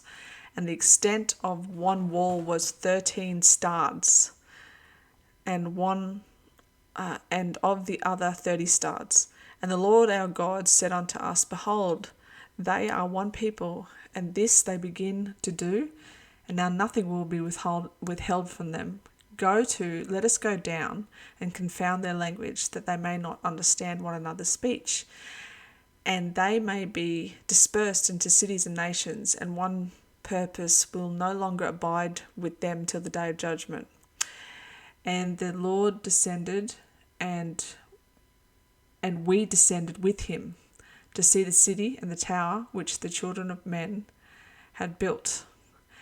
And he confounded, there you go, see, the Lord descended and we. So this is talking about the angels, brothers and sisters. A lot of people say, where it says, let us, for instance, like the church will tell you, that's God and Jesus, that's the Father and Jesus. No, it's not. It's the Father in heaven and the angels. The Lord descended and we descended with him to see the city and the tower which the children of men had built. And he confounded their language, and they no longer understood one another's speech, and they ceased to build the city and the tower. For this reason the whole land of Sinai is called Babel, because the Lord did there confound all the language of the children of men. From thence they were dispersed unto the cities according to each of his language and nations. And the Lord sent a mighty wind against the tower, and overthrew it upon the earth. And behold, it was between Assur and Babylon in the land of Sinai, and they called its name Overthrow. All right, so that's that. And I want to read, this is in the book of Yasha, okay? Oh, no, it's not. But this is interesting. This is this research, okay, into the flood and that. Says the next part of the biblical account is the flood. Only Noah and his descendants escaped destruction. Where did Noah manage to build his ark? What if, as John Webb surmised in the 17th century, he had done so in China? This land was eminently suited to the enterprise. It followed that the language in use before the flood was Chinese. Now, the reason I highlighted this part is because I did a video at the end of 2022, at the end of 2022. Remember when I did all my videos about the Chinese New Year? And then I talked a lot about the lineage of Ham. And the lineage of Ham to this day and age, brothers and sisters, are the Asians, the Mongolians, the Chinese. That's where the lineage of Ham comes. And I'm like, wow, I have to point that out. Because, and also too, there's the ancient Chinese emperors, right? They have a record of the crucifixion of Christ. They talk about it in their scrolls and their ancient, and they are the most ancient people. Like, they have the oldest recorded history on earth. So, I think we've been lied to about everything, even about location. But anyway, I just thought I'd share that with you. Now, let's... here it is. Okay, this is the book of Yasha about the Tower of Babel. This is just a little bit of a different account. And they began to make bricks and burn fire to build the city and the tower that they had imagined to complete. And the building of the tower was unto them a transgression and a sin. And they began to build it. And while they were building against the Lord of God of heaven, they imagined in their hearts to war against him and to ascend to heaven. And all these people and their families divided themselves into 3 parts. The first said, we will ascend into heaven and fight against him. The second said, we will ascend to heaven and place our own gods there and serve them. The third said, we will ascend to heaven and smite him with bows and spears. And God knew all of their works and their evil thoughts, and he saw the city and the tower which they were building. And when they were building, they built themselves a great city and a very high strong tower. And on account of its height, the mortar and bricks did not reach the builders in their ascent to it, until those who went up had completed a full year. A full year. And after that they reached to the builders and gave them the mortar and the bricks. Thus it was done daily. And behold, these ascended and others descended the whole day. And if a brick should fall from their hands and get broken, they would all weep over it. But if a man fell and died, no one would look at him. Okay, because the brick was more important, brothers and sisters, because of the taking a whole year to get it to the top. And the Lord knew their thoughts, and it came to pass, when they were building, they cast the arrows towards heaven. Okay, they cast arrows towards heaven, and all the arrows fell upon them, filled with blood. And when they saw them, they said to each other, surely we have slain all those in heaven. For this was from the Lord, in order to cause them to err, and in order to destroy them from the face of the ground. Okay, so God tricked them. He filled their arrows with blood to make them think that they had killed God, okay, and the angels and stuff. And they built the tower and the city, and they did this thing daily until many days and years were elapsed. And God said to the 70 angels who stood, there you go, that's the 70 angels who stood foremost before him, to those that were near him, saying, come, let us descend, and confuse their tongues, that one man shall not understand the language of his neighbour. And they did so unto them. And from that day following, they forgot each man his neighbour's tongue, and they could not understand and speak to one another's tongue. And when the builder took from the hand of his neighbour lime or stone, which they did not order, the builder would cast it away and throw it upon his neighbour, that he would die. And they did so many days, and they killed many of them in this manner. And the Lord smote the 3 divisions that were there, and he punished them according to their works and design. Those who said, we will ascend into heaven and serve our gods, became like apes. This is the part I'm really, really excited to share you. Okay, so that you know how it was, they divided themselves into 3 lots, right? So the first lot, which wanted to ascend to heaven and serve and put their own gods in heaven and serve them, Father God in heaven made them like apes, like monkeys, brothers and sisters, and elephants, black and white. Okay, that was the punishment of the first lot of people. They became like apes, monkeys, and elephants.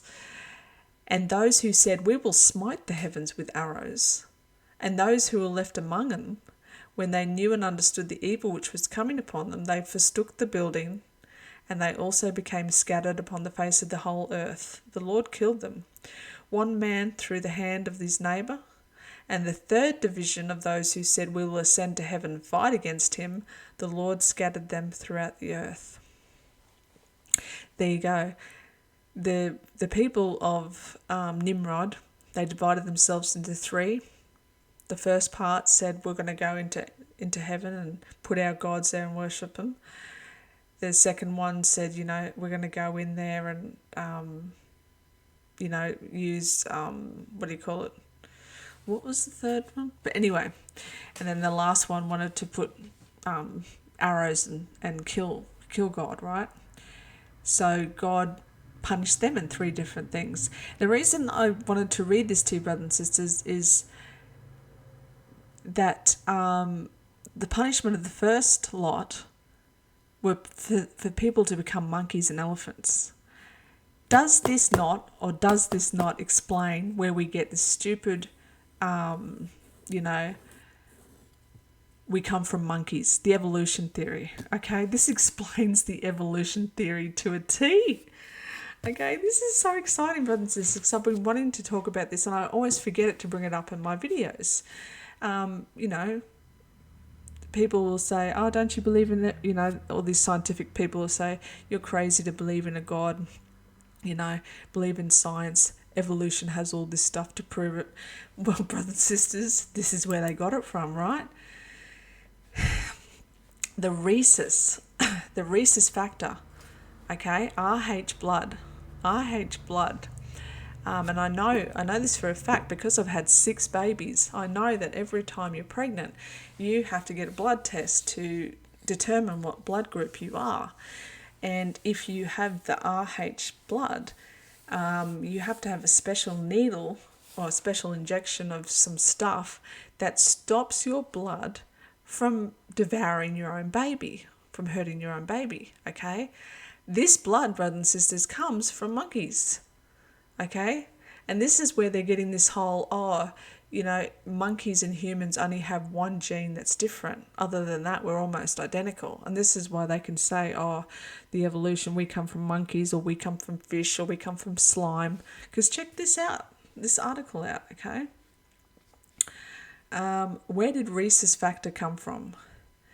It gets its name from the rhesus marquis monkey, but not because we got it from them. Scientists just happened to first discover this blood type in rhesus monkeys. How convenient. It turns out that some form of rhesus molecules are found in most life forms, ranging from algae to fish to humans.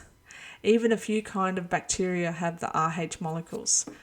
Now, what do they say in evolution, brothers and sisters? That we come from algae, and the algae turned into fish, the fish turned into walking on land animals, and then they turned into monkeys, and then monkeys turned into humans. They're legit. They are speaking the truth in a way. But there you go, brothers and sisters. This is how they can say that. This is where that comes from. Is your mind blown? Like, okay. Okay. This article here, the mystery of the human blood types. And then it says down here,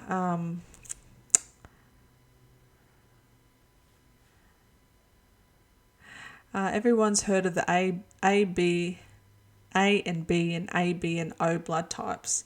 When you get a blood transfusion, doctors have to make sure a donor's blood type is compatible with the recipient's blood, otherwise the recipients can die.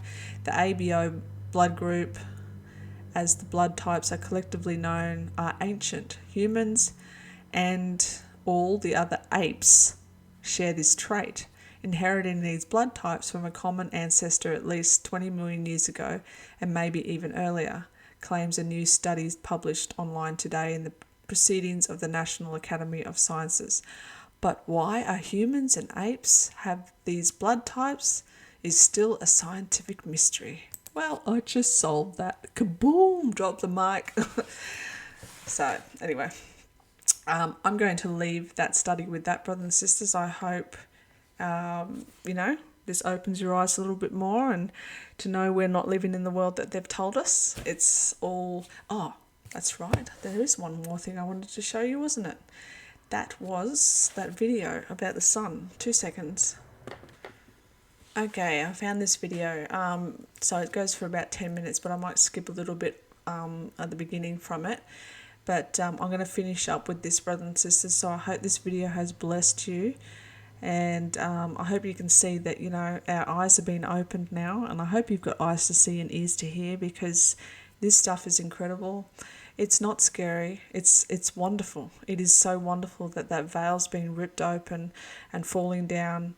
And, the Holy of Holies is becoming more and more and more accessible for us to understand and really know the truth of our Father, really know the truth of this prison state that we live in at the moment and how we can break free from that.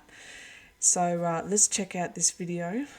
And this video I'm about to show you really, really verifies my study of Genesis 1, telling you that it's the Elohim, the fallen ones, that created in Genesis 1, where the two great lights and the stars were created. Okay, they were created for time. Okay, time doesn't exist with Father. They were created for seasons and for signs. And Yeshua said, "You wicked and adulterous generation, you're always looking for a sign." Okay, now, and this goes along with the video I did many moons ago, talking about the phosphorus sun. This is why we have phosphorus lights. The word Horus is in phosphorus, okay? Phosphorus is Venus. It is the evening star. It is Satan. It is the illuminated one. It is the angel that masquerades as light, okay? So the eclipse was absolutely, like I did a few videos ago, I called it, the eclipse is the last leg of the race. The eclipse, the reason why there was so much hype around it, brothers and sisters, is because the veil was torn. The veil was torn in two, okay? And the truth is now in full speed ahead, coming left and right, up and down, inside out, is being revealed, okay? And this video I'm about to show you will show you that the sun you think is the sun is the Elohim's creation that mimics Father's light. Okay, so let's check this out. So fast in my life in order to make a video. This is purely for entertainment purposes only. All things stated here are speculation. We're just goofing around. Let's go. No, this one is big. In fact, out of all the videos I have ever made, this by far will be the biggest. Whew. Hang on to your britches, boys and girls, because this is about to, get real and real fast. It's a beautiful day. Not a cloud in the sky. The sun is shining. What if I were to tell you the sun that is shining right now, my friends, is our biggest problem? Because that sun out there, that is not our sun. Hold on. For the past few weeks before the eclipse, something in me has been saying, this is not right. Something is off. This is not a natural occurrence. I cannot count how many times I prayed to God asking him, Yahweh, is this you, this eclipse, or is this some sinister scheme that Satan has devised and had man carry out? Saturday night, we were in Boise celebrating my son's birthday at a restaurant when I went to the restroom. And when I go to the bathroom, that's when I tend to pray. And I did. I prayed to God again about the eclipse on Saturday night. As I was leaving the restaurant bathroom, as I stepped into the hallway, something, my Holy Spirit said, kiddo, look down. Y'all, when I looked down, I saw a tile floor beneath my feet, but it was as if it was amplified. And that tile floor had a geometric shape. It was hexagons. I'll come back to that. Y'all, I'm actually shaking. My knees are shaking. Hold on. But there has been another thing that has been gnawing and nagging at me too over the past few weeks. One verse from the Bible. Y'all, I cannot get it out of my head. And although the verse I'm thinking of is in Matthew 24, this morning when I was getting ready and I asked God something and I actually did something, I went to my Bible for confirmation and I opened right up to Thessalonians. And when my eyes hit that page, that line, I about shot up off of my chair. 2 Thessalonians 2:3. Let no man deceive you by any means. Exactly what I was praying about, just a different book. Well, same Bible, different book in the Bible. Ooh, I just love God. Because then I was about to look for Matthew 24, open my book, right to it, because that's God. That's my God. That's my Yahweh. That's how we roll. Now keep in mind, guys, this was right after the apostles asked Jesus, what will the signs be when you come back? Y'all, this is by far, hands down, in my opinion, the verse that gets overlooked the most. It does not get the credit that it is due. And guys, we have to keep in mind when his apostles asked him, what are the signs, Yeshua? What will they know to look for when you come back? This is literally, hands down, the first thing out of his mouth. In my opinion, in my book, that means that's probably the most important line out of all of the signs he gives. Matthew 24:4. And Jesus answered and said unto them, take heed that no man deceive you. Do we remember, guys, in your school of Auntie Colette, what the Hebrew word for deceive is? Also the word for beguile? Yeah, that's NASA. The Hebrew word for deceive is NASA. Take heed that no man NASA you.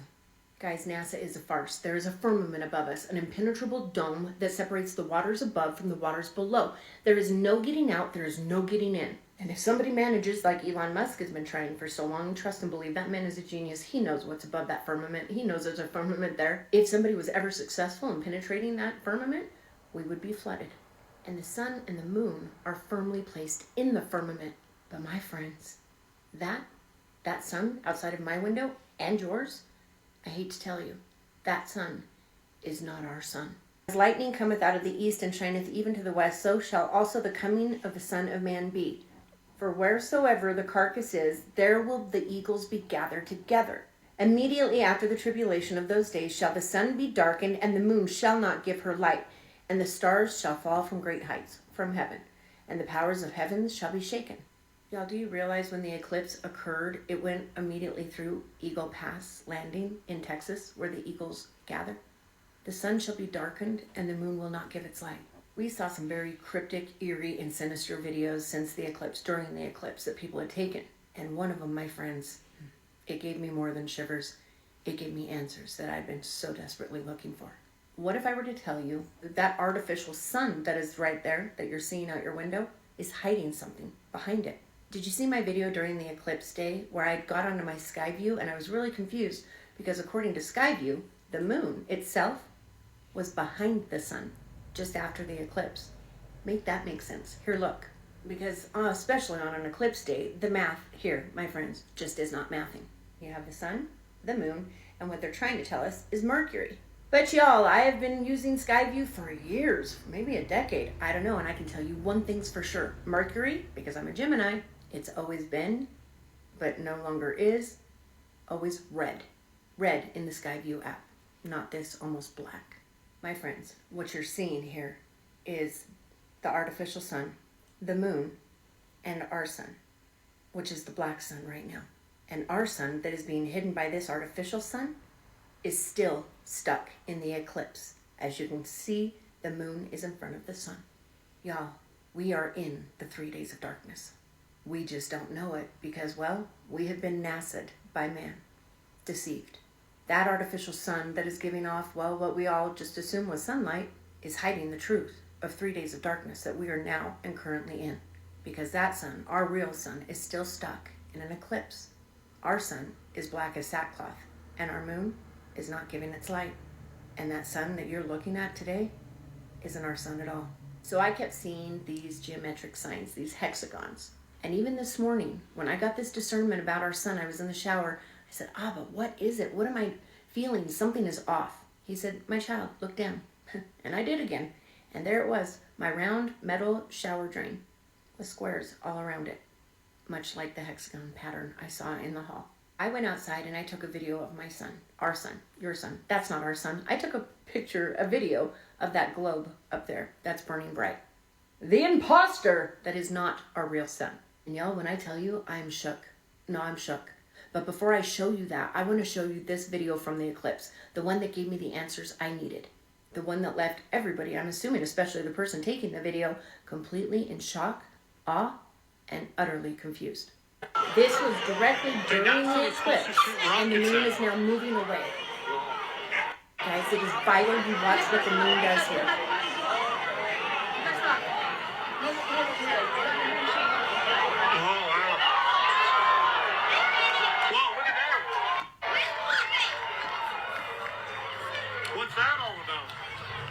that?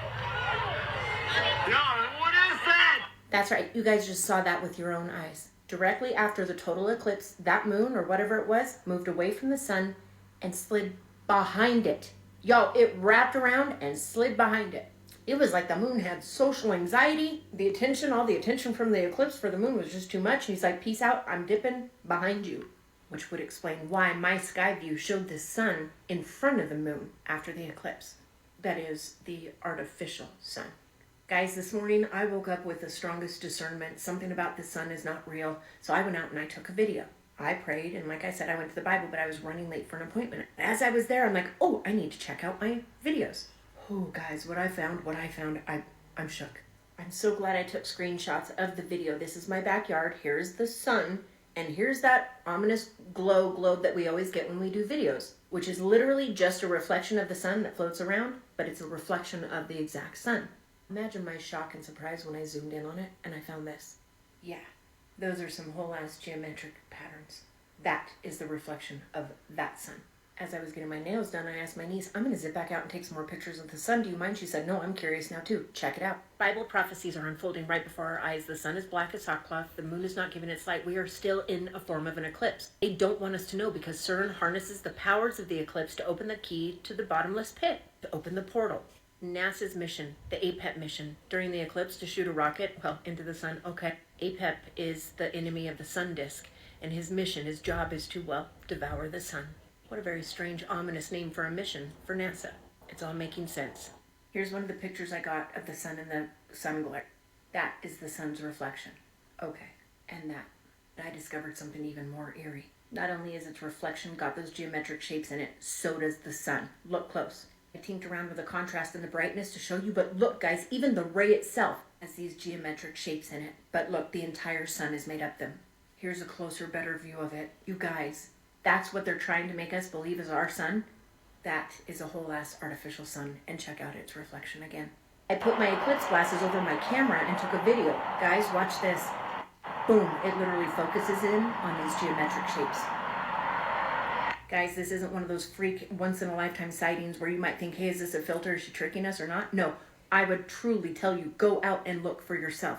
Get your camera, get your phone, and go look. Just like the solar simulator patented in the 1960s, artificial sun first used in 2017, also an eclipse sheet. I also noticed these really weird black smudges in all of the glares from the sun, like something is dirty. Look close, guys. I think I actually captured our sun in eclipse right behind it. Look at that right there. Do you see it? The ring around it and the black in the middle. I think that's our sun in the eclipse. We've been NASA'd. All right, there you go, brothers and sisters. We've been NASA'd, all right. Let no man NASA you. So, there you go, brothers and sisters. What can you say? What can you say after watching that? I just hope and pray it's opened your eyes, and you can really see the truth now. That, that, like I always say, what Father shows you in secret, you are to shout on the rooftops. And I'm shouting this, that sun it's created by the Elohim. I'm telling you, brothers and sisters. But the good news is that, soon he's going to devour all of these wheat, all of these tares and goats, and get rid of it, burn this world with fire, and bring out a beautiful, brand new heavens and earth. And, and then Father, who is in heaven, in the New Jerusalem up in heaven, that is the Holy of Holies, okay? That is the Holy of Holies. And that is why it says in Revelation 21 that it's going to come down from heaven and come down to this earth. And it's going to sit right in the middle of the camp of the saints, because that's what the camp of the saints is. It is the literal blueprint of the tabernacle. And we're just missing the Holy of Holies, which is our Father in heaven tabernacling with us so we can see him face to face. That's the only thing we're missing, brothers and sisters. The victory's already been won, like I've always said. We've got nothing to fear. We only need to be happy. We only need to love one another. We have to be kind. We have to be giving, charitable, feeding the homeless, clothing the poor, seeking the kingdom of heaven first. And that's it, brothers and sisters, and just enjoying this ride. Enjoying the freedom and the truth that has been setting us free now. from Satan's NASA deception. All right, I love you, brothers and sisters. I'll leave you with that. May Father bless you, may the Son bless you, and I will see you. And I know this video is long, sorry about that, but you know how it is. I wanted to, because all of this went together. So I will see you in the next video. I don't know what I'm going to do about it next, what subject I'll do, but we'll probably just keep going, you know, from Genesis 10:11 onwards and see what happens. All right, I love you so much, and I will see you in the next video. Bye.